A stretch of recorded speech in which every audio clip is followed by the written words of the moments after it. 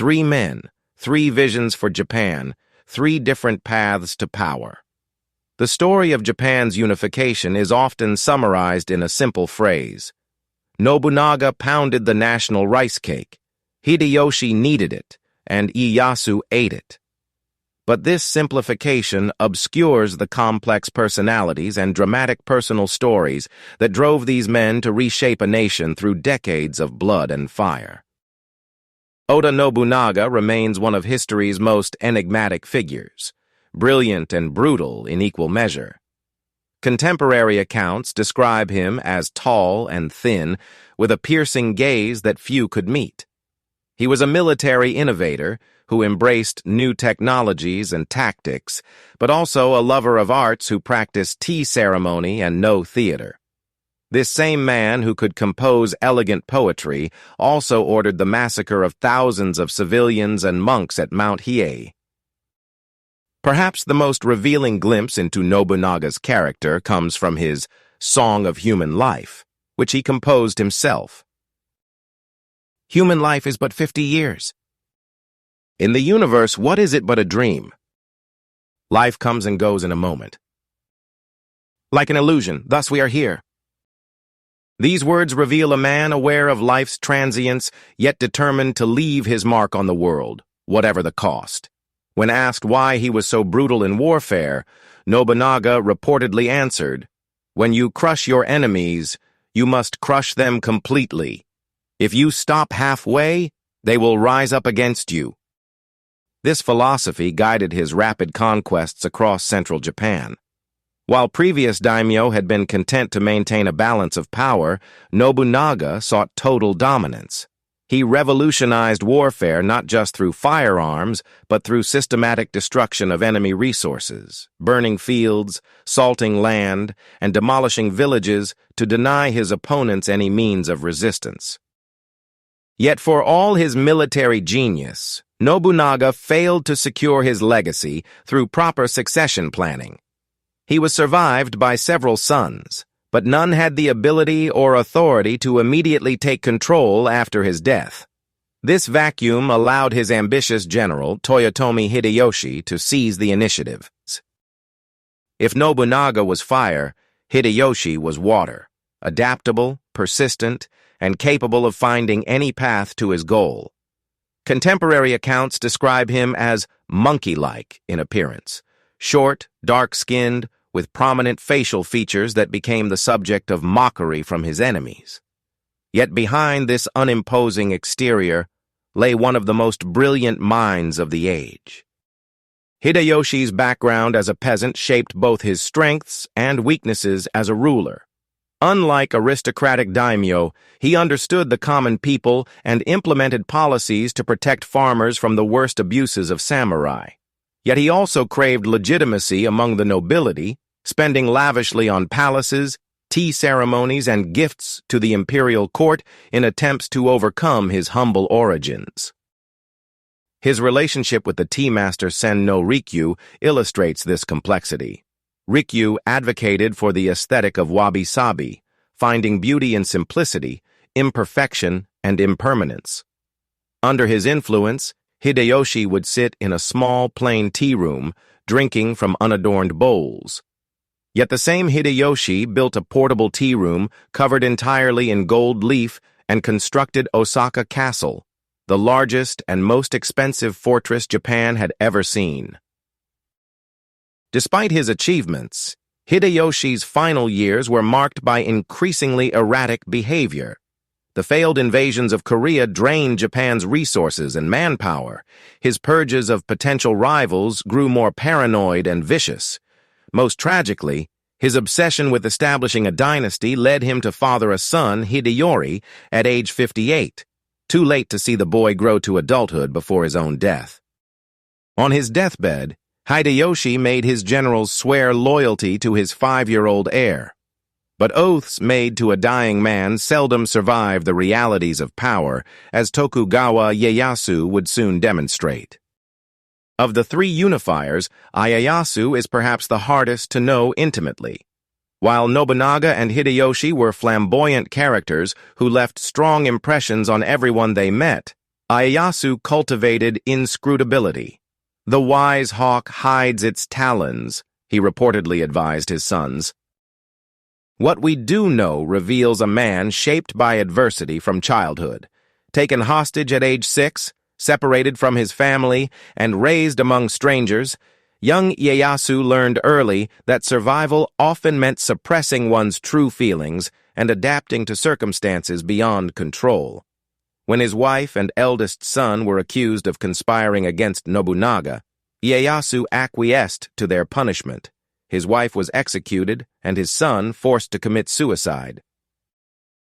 Such experiences forged a leader with extraordinary patience and emotional control. Where Nobunaga and Hideyoshi sought immediate solutions through force, Ieyasu was willing to endure temporary setbacks or humiliations to achieve long-term goals. "Life is like carrying a heavy burden over a long road," he once said. "Haste will not help." This patience was matched with remarkable physical courage. Despite his cautious nature, Ieyasu fought in the front lines of at least 90 battles during his lifetime and survived multiple assassination attempts. In one famous incident, he was shot by an enemy sniper but saved by thick armor. Rather than retreating, he calmly had the wound treated and continued directing the battle.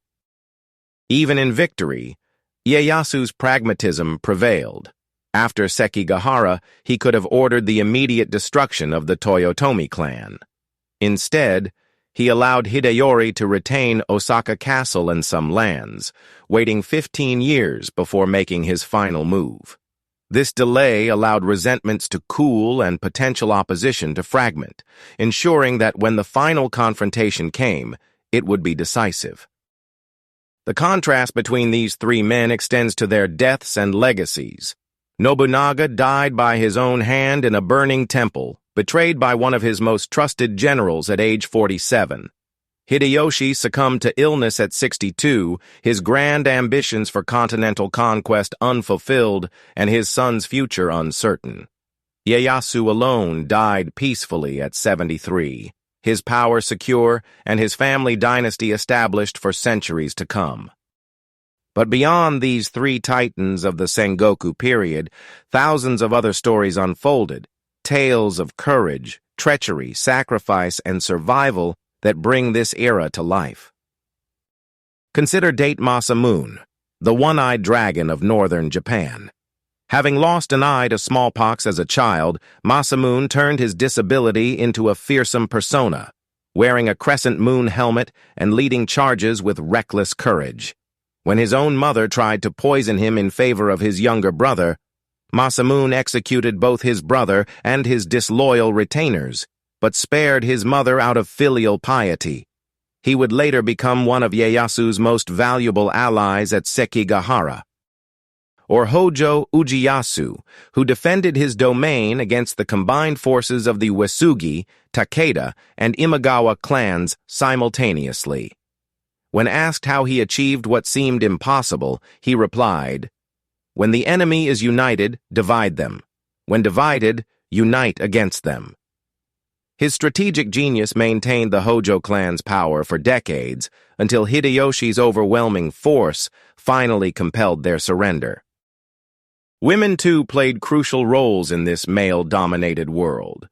Lady Nene, Hideyoshi's wife, was known for her political acumen and ability to mediate between her husband and potential rivals. Lady Kasuga served as wet nurse to the third Tokugawa shogun and wielded enormous influence in the early Tokugawa government, and the legendary Ii Naotora took up her family's mantle as a female daimyo after the deaths of all male heirs, leading troops in battle and preserving her clan's lands, despite overwhelming challenges. Perhaps most poignant are the stories of ordinary people caught in this century of conflict. Farmers who watched their fields burned as punishment for supporting the wrong daimyo. Villages that changed hands dozens of times, forced to pay tribute to each new master. Merchants who grew wealthy supplying armies, only to lose everything in a single battle. Priests and monks who tried to maintain spiritual traditions while their temples became military fortresses. These untold thousands shaped the Sengoku period as surely as its famous warlords.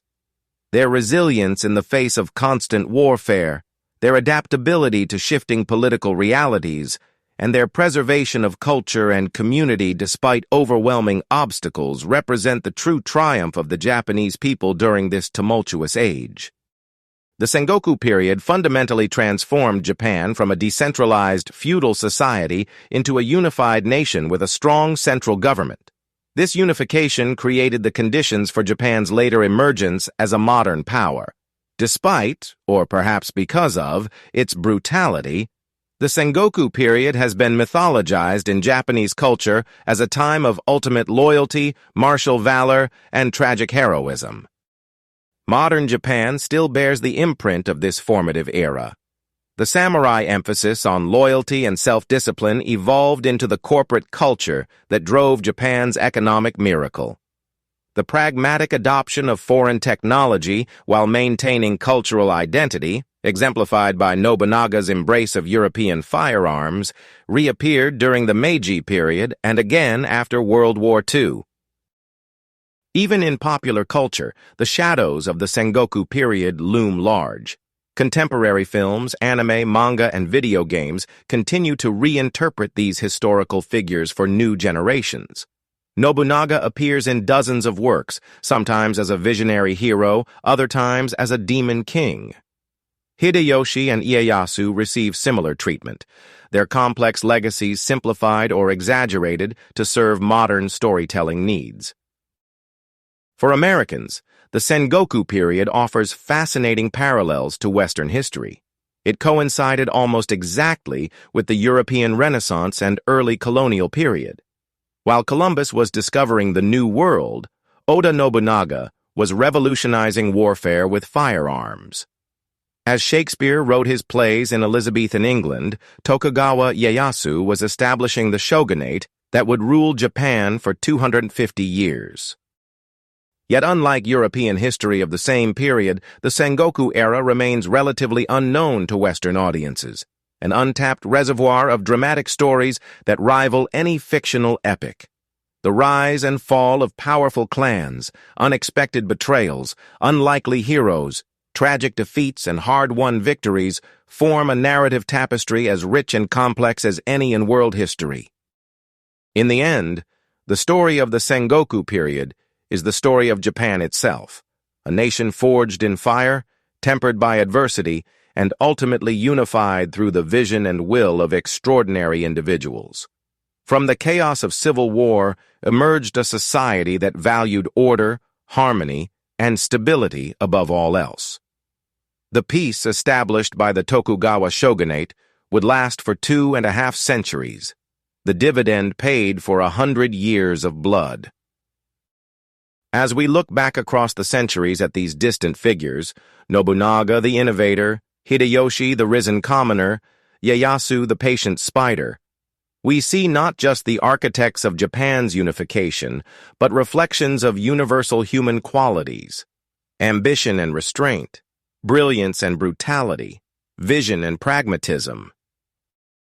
Their world was one where power shifted like sand, where today's ally could become tomorrow's enemy, where a single battle could determine a family's fate for generations.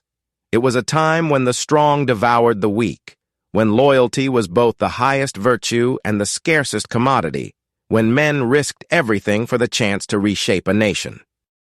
This was the age of warring states, Japan's Sengoku period, a real-life drama more compelling than any fiction, whose echoes continue to resonate in the Japan we know today. Thank you for watching our documentary on Japan's Sengoku period.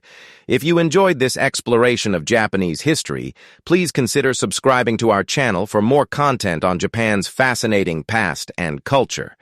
Don't forget to hit the like button and share with friends who might appreciate this remarkable historical journey. Until next time, sayonara.